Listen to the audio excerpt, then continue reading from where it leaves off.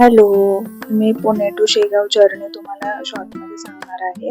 तर आमची रात्री 10:30ची ट्रेन होती, Maharashtra express. Sleeper ticket book होतं आमचं, 350 समथिंग तिकीट होतं, जी सकाळी 9:15ला पोहोचणार होती शेगावमध्ये.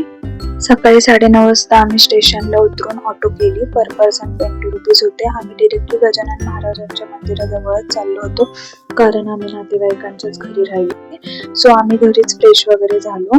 नाहीतर तुम्हाला हॉटेल्स रूम्स खूप सारे अवेलेबल रिझनेबल रेटमध्ये आहेत तिथे, किंवा भक्ती निवास पण आहेत, पण मॅरिड कपललाच परमिशन आहे, फ्रेंड्स किंवा कपलला अलाउ नाही करत ते लोक. आम्ही फ्रेश होऊन निघालो महालक्ष्मी मंदिराकडे दर्शन घ्यायला. ऑटोवाल्यांनी पर पर्सन 30 रुपये घेतले आमच्याकडून. त्यामध्ये महालक्ष्मी मंदिर आणि आनंदसागर फिरवलं त्यांनी.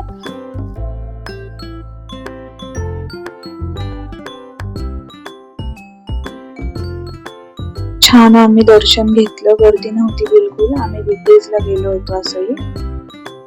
तिथेच 12 ज्योतिर्लिंगाचं पण दर्शन होते. गजानन महाराजांच्या मंदिरापासून 2-2.5 किलोमीटर आहे हे मंदिर, जास्त लांब नाहीये.